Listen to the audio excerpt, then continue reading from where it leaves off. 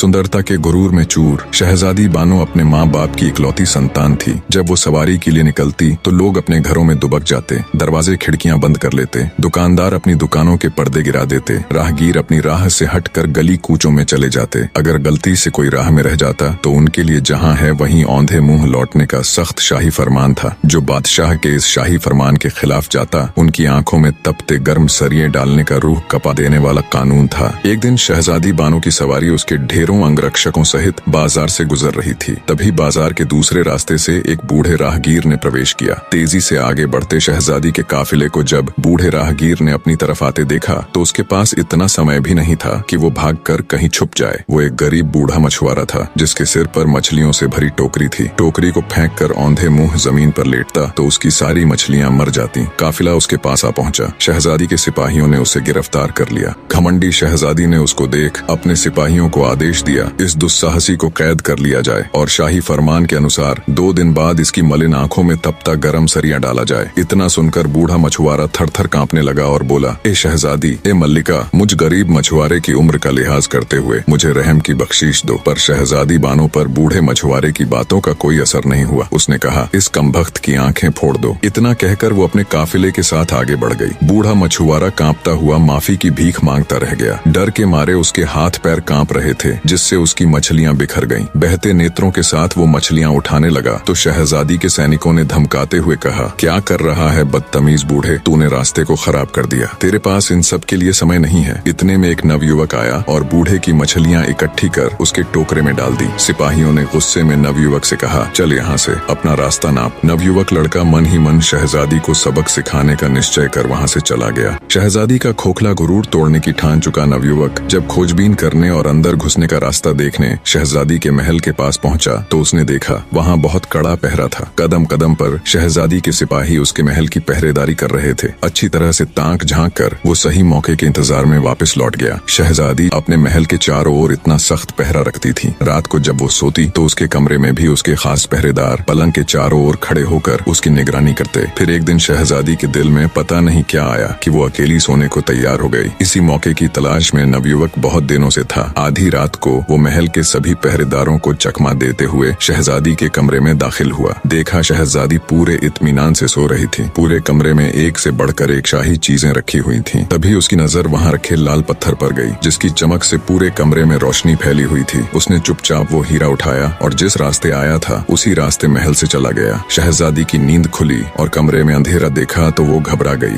घबराकर शहजादी बिस्तर से उठ खड़ी हुई और हाथों से टटोलते हुए घंटे से बंधी जंजीर तक पहुंची और जंजीर खींच दी। घंटे की जोर जोर की आवाज सुनकर शहजादी के नौकर चाकर उसकी बांदियां तुरंत उसके पास पहुंची। उधर बादशाह और मल्लिका भी घंटे की आवाज सुनकर उठ गए। मल्लिका ने बादशाह से कहा, हाय, क्या हो गया मेरी बच्ची को, जल्दी से उसके पास चलो। बादशाह और मल्लिका जब शहजादी बानो के कमरे में पहुंचे तो उन्होंने देखा शहजादी के पास नौकर खड़े हुए कह रहे थे, मल्लिका, हमने किसी को यहाँ से बाहर निकलते नहीं देखा। बादशाह के पूछने पर शहजादी ने बताया कि अब्बा जान, कमरे में रखे हीरा लाल को कोई चुरा ले गया। बादशाह ने तुरंत सैनिकों को आदेश दिया कि जल्दी जाओ और देखो चोर अभी यही होगा। पर नवयुवक तो कब का वहाँ से जा चुका था। सुबह होते ही बादशाह ने पूरी सल्तनत में घोषणा करवा दी कि जो भी शहजादी के चोरी हुए हीरा लाल को वापस लेकर आएगा या आएगी उसे मुंह मांगा इनाम दिया जाएगा। नवयुवक को जब बादशाह की घोषणा का पता चला तो वो मन ही मन खुश हुआ। वो अब अपने अगले कदम के लिए तैयार था। शहजादी के गुरूर को तोड़ने की नवयुवक की योजना अब उसके हिसाब से जा रही थी। अपनी योजना अनुसार वो बादशाह के सम्मुख पेश हुआ और तख्त के सामने झुककर बड़ी अदब के साथ सलाम किया। बादशाह ने नवयुवक से पूछा, कौन हो तुम? नवयुवक ने अदब के साथ कहा, बादशाह सलामत, मैं शहजादी के चुराए हुए हीरा लाल को लेकर आया हूँ। अब आप अपने वायदे के मुताबिक मेरी मुंह मांगी शर्त को पूरा कीजिए। बादशाह हीरे को देख खुश होता हुआ बोला, कहो तुम्हें क्या चाहिए? नवयुवक ने बोला, बादशाह सलामत, मेरी गुजारिश है कि परसों शहजादी को देखने पर कैद किए गए वृद्ध मछुआरे की आंखें फोड़ने की सजा माफ की जाए और उन सिपाहियों की पीठ पर कोड़े लगवाए जाए जिन्होंने उसे गिरफ्तार किया और मुझे गालियां दी। बादशाह ने हैरान होते हुए पूछा, उस बूढ़े मछुआरे के साथ तुम्हारा क्या रिश्ता है? नवयुवक बोला, हुजूर ए आजम, मेरा उसके साथ इंसानियत के अलावा कोई रिश्ता नहीं। बस उसकी हालत देखकर मुझे उसके ऊपर रहम आ गया और वैसे भी उसके देखने भर से शहजादी का क्या बिगड़ गया। नवयुवक के मुख से ये बात सुनकर बादशाह गुस्से से तिलमिला उठा। उसने अपने वजीर को आदेश दिया, इस कमबख्त को कारावास में डाल दो और वायदे के मुताबिक उस बूढ़े मछुआरे को रिहा कर दिया जाए और उन सैनिकों को 50-50 कोड़े कोड़े मारे जाएं। नवयुवक ने बादशाह का हुक्म सुन बादशाह से कहा, बादशाह हुजूर, आप मुझे कारावास की सजा क्यों दे रहे हो? तब बादशाह बोला, एक तो तुमने शहजादी के लाल हीरे को चुराया और ऊपर से शहजादी का अपमान किया है। नवयुवक ने बड़े अदब के साथ कहा, बादशाह हुजूर, हीरा मैंने बूढ़े मछुआरे को सजा से बचाने के लिए चुराया था। आप ये ठीक नहीं कर रहे हैं। अगर आपने ऐसा किया तो मैं आपकी जेल से भाग जाऊंगा और आपका ताज चुरा लूंगा। बादशाह बोला, बेवकूफ लड़के, तू मेरे ताज के आसपास भी नहीं फटक सकता। बादशाह ने सिपाहियों को उसे जेल ले जाने का इशारा किया। इशारा मिलते ही तुरंत सिपाही नवयुवक को पकड़कर कैद खाने ले गए और जेल में बंद कर दिया। नवयुवक जेल में बैठा खुश हो रहा था। जैसा वो चाहता था अब तक बिल्कुल वैसा ही हो रहा था। वो अब अपने अगले कदम के लिए पूरी तरह तैयार था। बादशाह शहजादी के पास गया और हीरा लाल देते हुए उसे सारी दास्तान सुनाई। शहजादी ने कहा, अब्बा जान, उस दुस्साहसी की इतनी मजाल कि उसने मेरे कमरे से हीरा लाल चुराया और अब आपका ताज चुराने की फिराक में है। उस दुष्ट व्यक्ति को बीच चौराहे पर खड़ा करके उसके दोनों हाथों को कटवा दीजिए ताकि फिर कभी कोई ऐसी जरूरत करने की सोचे तक नहीं। बादशाह ने शहजादी से कहा, बेटी तुम चिंता मत करो, जैसा तुम कहती हो उसके साथ वैसा ही किया जाएगा। बादशाह ने पूरे राज्य में घोषणा करवा दी कि कल सुबह राज्य का हर व्यक्ति शहर के चौराहे पर आ जाए। बीच चौराहे पर शहजादी के महल में चोरी करने वाले दुष्ट नौजवान व्यक्ति को खड़ा कर उसके दोनों हाथ काटे जाएंगे। बादशाह का वजीर जब कैद खाने जाकर नवयुवक को ये खबर देता है तो नवयुवक जोर जोर से हंसने लग जाता है और कहता है, तुम सब पागल हो गए हो, सुबह तक यहाँ कौन रुकेगा? मैं तो आज रात ही बादशाह का ताज लेकर यहाँ से फुर्र हो जाऊंगा। वजीर ने कैद खाने के दरोगा को हुक्म देते हुए कहा कि आज रात कैद खाने के चारों ओर सख्त पहरा लगवा दीजिए।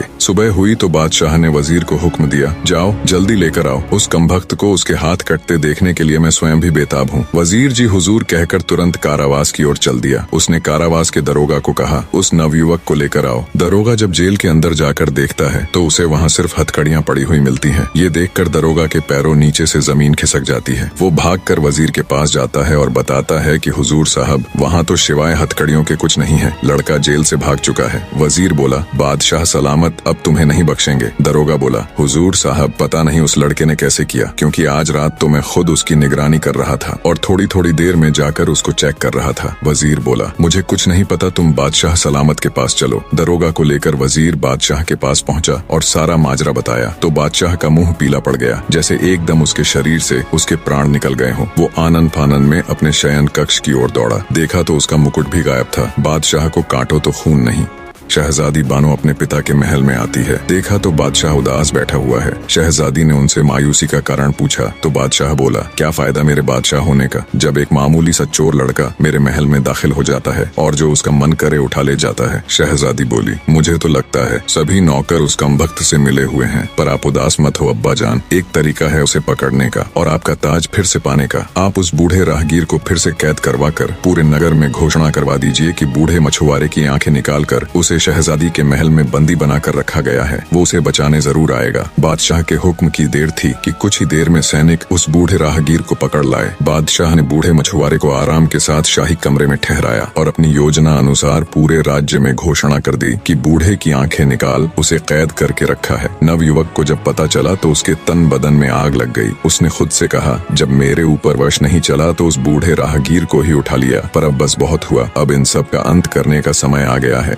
रात हुई तो शहजादी के महल के चारों तरफ कड़ा पहरा लगा दिया गया। कदम कदम पर शाही सैनिक अस्त्र शस्त्रों के साथ चौकन्ने खड़े थे। खुद बादशाह भी भेष बदलकर गश्त कर रहा था, पर तभी अचानक शहजादी के महल से हृदय चीर देने वाली चीख सुनाई दी। बादशाह आनन फानन में भागा भागा शहजादी के कमरे में दाखिल हुआ। देखा तो शहजादी जमीन पर पड़ी हुई है और उसका पूरा शरीर नीला पड़ गया है। तुरंत शाही वैद्य को बुलाया गया। जब वैद्य ने राजकुमारी को चेक किया तो उसके होश उड़ गए। कांपती आवाज में बादशाह से कहा, माफ करे हुजूर, शहजादी अब इस दुनिया में नहीं है, किसी जहरीले सांप के काटने से वो मर चुकी है। बादशाह के ऊपर तो जैसे मुसीबतों का पहाड़ टूट पड़ा। वो दहाड़े मार मार कर रोने लगा। बेटी, तुम मुझे छोड़ के नहीं जा सकती, तुम्हारे बिना मैं भी अपने प्राण त्याग दूंगा। पूरे महल में चीख पुकार मच गई। तभी वजीर की नजर वहाँ रखी एक कुर्सी पर गई जिसके ऊपर बादशाह का शाही ताज रखा हुआ था। वजीर बोला, माफ करना हुजूर, ये सही समय नहीं है, पर ये सब किया धरा उस चोर का ही है। वो ही यहाँ पर किसी जहरीले सांप को छोड़ गया और आपका ताज भी रख गया। शहजादी के मौत के गम में बादशाह पूरी रात रोता है। सुबह हुई तो रस्म अनुसार शहजादी बानो को दफनाया गया। शहजादी के गम में पूरे नगर की आंखें नम थीं। हर जगह एक अजीब सा सन्नाटा पसरा हुआ था। शहर की सभी दुकानें बंद थीं। हर कोई शहजादी के लिए दुआ कर रहा था। अगले दिन बादशाह जब शहजादी की समाधि पर फूल चढ़ाने गया तो देखा शहजादी की कब्र खुदी हुई थी। शहजादी का पार्थिव शरीर कब्र से गायब था। ये देख बादशाह को बड़ा भयानक सदमा लगा। अपने होशो हवास खो वो जमीन पर गिर पड़ा। वजीरों ने जब उस पर ठंडे पानी से छिड़का किया तो उसे होश आया, पर बादशाह अब भी अपने हवास में न था। वो सबकी तरफ ऐसे देख रहा था जैसे वो किसी को जानता ही न हो। 4 दिन के इलाज के बाद उसका होश ठिकाने आया। बादशाह को इतना गम शहजादी की मौत का भी न था जितना उसकी मैयत गायब होने का था। उसने दूसरे राज्यों से स्पेशल जासूसों की पूरी टुकड़ी बुला ली और शहजादी की मैयत का पता लगाने को कहा। शहर के चप्पे चप्पे में अब जासूस फैल चुके थे, पर उन्हें क्या पता था शहजादी का चोर तो कब का मुल्क से बाहर जा चुका था।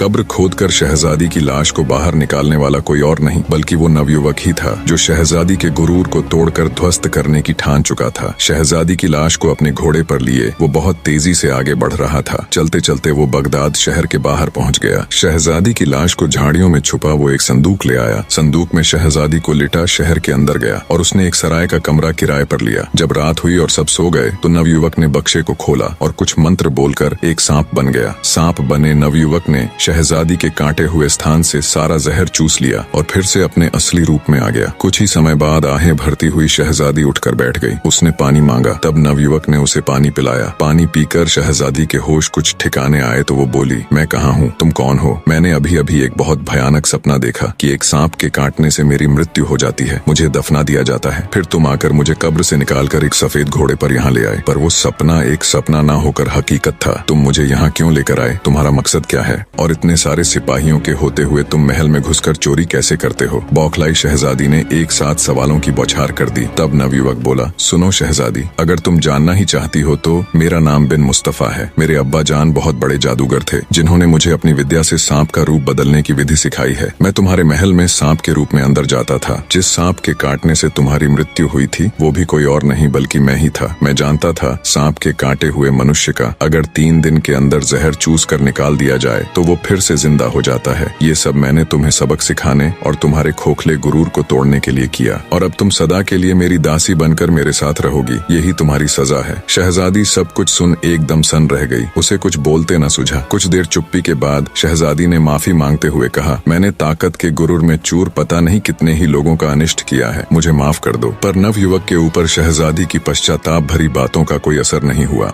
शहजादी को अपने घर लाकर एक बंदी या फिर ये कहे एक दासी की तरह नवयुवक रखने लगा। कुछ दिन तक तो शहजादी ने नवयुवक से मिन्नतें की कि वो उसे उसके पिता के पास छोड़ आए, पर नवयुवक को उसके ऊपर विश्वास न था। उसे लगता था शहजादी ये सब मजबूरी में और उसकी कैद से छुटने के लिए बोल रही है। समय बीतता गया। शहजादी अब अपना पूरा अहंकार त्याग कर एक पत्नी की तरह घर का सारा काम करती और नवयुवक की हर छोटी से छोटी बात का ख्याल रखती। धीरे धीरे नवयुवक के दिल में भी शहजादी के प्रति कठोरता की जगह नरमी ने ले ली। वो उसे चाहने लगा। फिर सोचा, मैं कहाँ एक छोटे से जादूगर का लड़का और वो मुल्क की शहजादी। फिर एक दिन ऐसा आया जब नवयुवक ने शहजादी को परखने के लिए घर पर अकेला छोड़ दिया और भागने का पूरा मौका दिया, और सोचा रात को जब लौटूंगा तब शहजादी मुझे मिल गई तो उसके सामने अपने दिल की बात कह दूंगा। रात तक का समय नवयुवक ने बड़ी मुश्किल से काटा। रात हुई तो वो धड़कते दिल के साथ घर की ओर चल दिया। उसके मन में ढेरों विचार एक साथ चल रहे थे। नवयुवक जब रात में घर आया तो उसने देखा शहजादी कहीं नहीं गई बल्कि रोजमर्रा की तरह अपने कामों में तल्लीन थी। आज पूरा दिन सोचने समझने और विचार करने के बाद उसने फैसला लिया कि शहजादी के साथ उसका कोई भविष्य नहीं है। उन दोनों के बीच प्रतिष्ठा और रुतबे की बहुत बड़ी दीवार है, तो वो उसे सही सलामत बादशाह के पास ही छोड़ आएगा। सुबह हुई तो शहजादी को लेकर वो बादशाह के पास गया। जब बादशाह ने अपनी बेटी को सही सलामत देखा तो उसकी आंखों से खुशी की अश्रुधारा बह निकली। उसने शहजादी को गले लगा लिया और ढेरों सवाल एक साथ दाग दिए। तब नवयुवक ने बादशाह से माफी मांगते हुए सारा किस्सा कह सुनाया। सब सुनकर बादशाह ने अपने वजीर को हुक्म दिया कि इसे अभी फांसी के तख्ते पर चढ़ा दो। पर शहजादी ने अपने पिता से कहा, नहीं अब्बाजान, इसने मेरा अहंकार नष्ट करने के लिए ये सब किया। अब मैं इसे अपने हृदय से अपना पति मान चुकी हूँ। अगर इसे कुछ हुआ तो मैं भी अपने प्राण त्याग दूंगी। बेटी के मोह में मजबूर बादशाह ने दोनों का निगाह करवा दिया। अब पहले जैसा कोई कानून नहीं रहा। प्रजा भी अब खुशी से रहने लगी। इधर शहजादी और नवयुवक भी एक दूसरे के साथ खुश थे।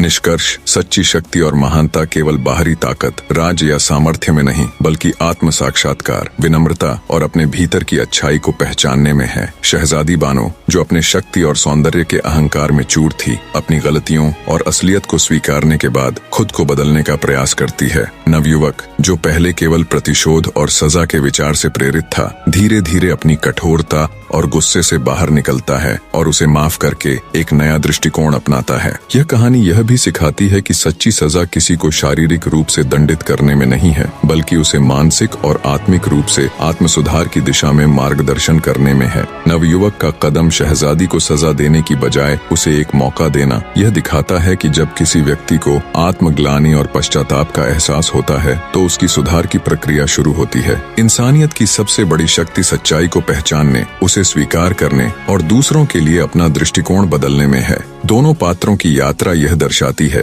कि जब हम अपने अंदर की अच्छाई को पहचानते हैं और उसे अपने जीवन में उतारते हैं, तभी हम सचमुच महान बन सकते हैं।